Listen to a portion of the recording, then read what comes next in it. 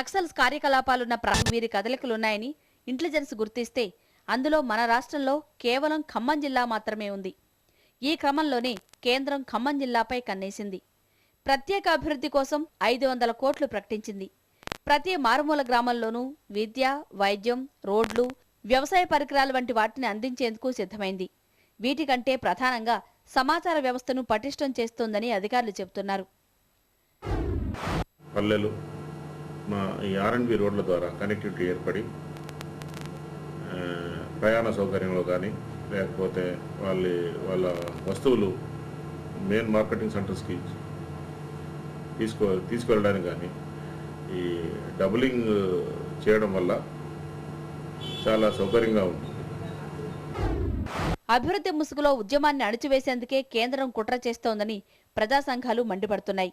ఉద్యమాల అసలు సారాన్ని గ్రహించకుండా ఎన్ని ప్రణాళికలు వేసినా ఫలితం ఉండదని ఆయా సంఘాల నేతలంటున్నారు.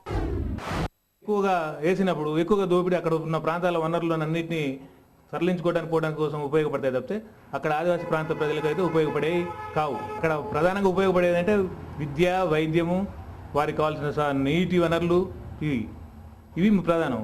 కానీ వాళ్ళ ఉద్దేశం ఏంటంటే కేవలం మావోయిస్టులు అణిచివేసి వీళ్ళ దోపిడీ నిరార్థంగా కొనసాగించుకోవడం తప్పితే ఇంకొక అర్థం కాదు. ఆంధ్ర రాష్ట్రంలో అనేకమైన గిరిజన గ్రామాలు వెనకబడి ఉన్నాయి. సరైన విద్యా సౌకర్యం లేకుండా, వైద్య సౌకర్యం లేకుండా, కనీస వసతులు లేకుండా, ఉండటానికి ఇల్లు లేకుండా, వాళ్ళకి భూమి లేకుండా ఉన్న సమస్య ఉన్నది. అసలైన మౌలిక సమస్యలు పరిష్కరించకుండా రోడ్లు పరిష్కరించిన మాత్రంలో గిరిజనుల అభివృద్ధి పరిష్కారం కాదు. అయితే ఇటు పోలీసులు మాత్రం అభివృద్ధికి ఉద్యమానికి ముడిపెట్టడం సరికాదంటున్నారు. మావోయిస్టుల కార్యక్రమాలను అడ్డుకునేందుకు తాము సిద్ధంగా ఉన్నామంటున్నారు. మావోయిస్టులకి ఉన్న ఒక తప్పుడు అభిప్రాయం అండి, రోడ్లు వేసినా వేయకపోయినా పోలీసులు వెళ్ళాలంటే ఎక్కడికన్నా వెళ్ళగలరు. రోడ్లు అనేది కేవలం ప్రజల సౌకర్యం కోసం నిర్మిస్తున్నాము. ఎట్టి పరిస్థితుల్లోనూ పోలీసులు తమ మూవ్మెంట్ కోసం ఎప్పుడు కూడా రోడ్లు ఉపయోగించడం అనేది జరగని పని. ఇది కేవలం ప్రజల సౌకర్యం కోసం మాత్రమే నిర్మించబడుతున్న రోడ్లు. మీదట రోడ్లు వేయాలనుకుంటే ఖచ్చితంగా రోడ్లు వేసే పరిసర ప్రాంతాల్లో అంతా కూమింగ్ నిర్వహించి ఆ ప్రాంతాలకి మావోయిస్టులు ఎవరో రాకుండా తగిన చర్యలు తీసుకుంటాం.